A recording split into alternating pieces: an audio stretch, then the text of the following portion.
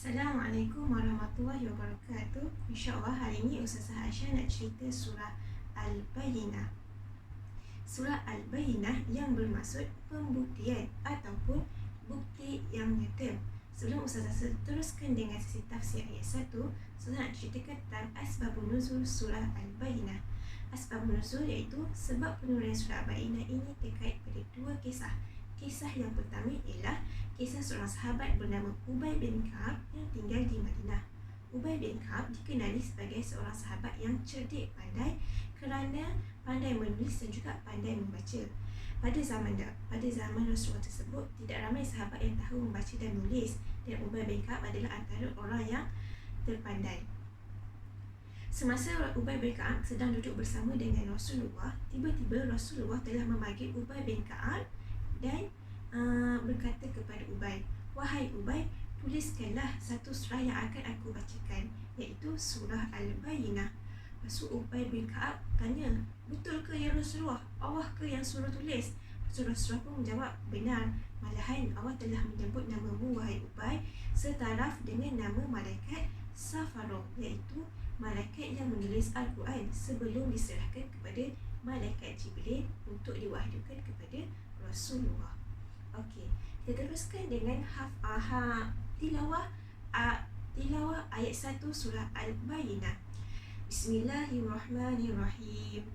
Lam yakunil ladzina kafaru min ahlil kitabi wal musyrikina munfakkina hatta ta'tiyahumul bayyinah.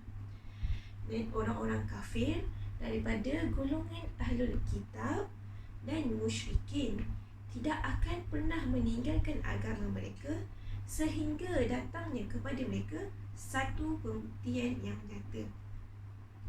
Okey.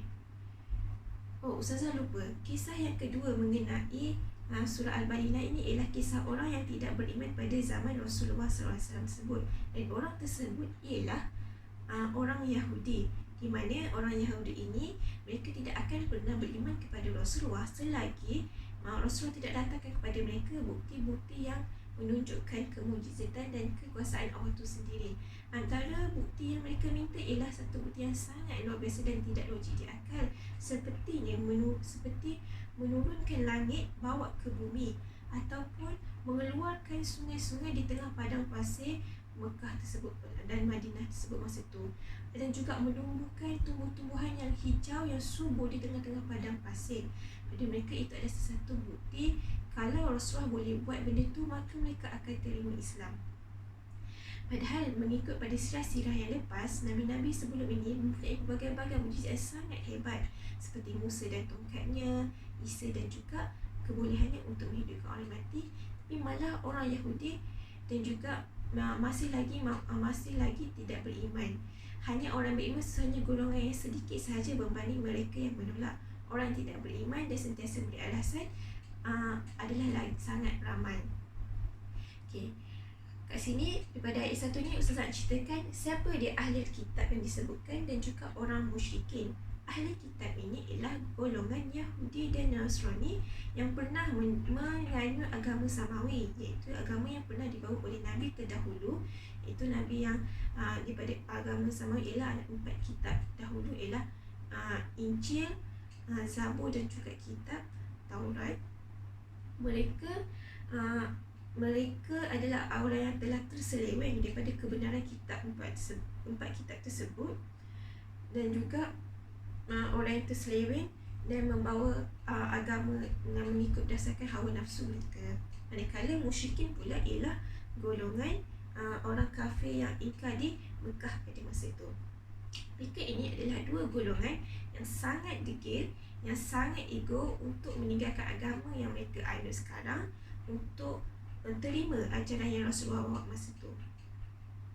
Munfaki, Ustazah boleh ceritakan daripada segi istilah ialah ibaratkan satu benda yang bila kita letakkan pada tempat yang sangat lama ataupun satu pendudukan yang sangat lama, dia susah sangat kita nak tanggal atau cabut benda tu. Ataupun satu kotoran yang sangat degil, yang sangat susah lihat kita nak buang. tu maksudnya munfakin ni. Dia macam benda yang susah nak ditinggalkan, susah yang nak dihilangkan, susah yang nak dicabut. Itulah istilah yang Allah guna untuk golongan ahli kitab dan juga musyrikin ini. Mereka nak juga Rasulullah datangkan pembuktian itu, al-bayyinah. So surah al-bayyinah ni juga ialah satu penjawapan Allah kepada golongan-golongan yang suka bertanya dan mempersoalkan kebenaran ajaran yang Rasulullah bawa. Okey. Daripada ayat 1 yang saya terangkan tadi, apa yang kita boleh belajar daripada ayat 1 ini? Siapa boleh bagi tahu? Okey. Kalau daripada Ustazah, antara satu pelajaran dan teladan yang kita boleh ambil, kalau bila orang nak terima, bila ada satu kebenaran datang kepada kita ataupun satu kebaikan yang Allah nak pesan, yang orang pesankan kepada kita, maka kita sebagai seorang yang beriman haruslah menerimanya dengan tanpa sebarang beralasan ataupun memerlukan bukti yang lebih-lebih. Contoh, kalau bila kita buat salah dan orang tegur, Ustazah tegur ke, Umi dan Abi tegur ke, kawan-kawan kita tegur, kita kena terimalah benda tu, sebab benda tu ialah satu benda yang salah, dan yang orang tegur tu pun nak mengajak kita kepada perkara yang lebih baik. Maka kalau bila kita mempersoalkan ataupun kita bertanyakan alasan kenapa tak boleh macam ni, kenapa tak boleh macam ni, seolah-olah kita seperti golongan ahli kitab dan juga musyrikin yang suka sangat banyak bertanya sebab tak nak ikut kebenaran tu. Faham ke? So, kita sebagai seorang beriman, kita hanya tunduk pada kebenaran dan takkan pernah patuh kepada kebatilan. Kita kena ikut apa yang Allah suruh dan juga tinggalkan apa yang Allah larang.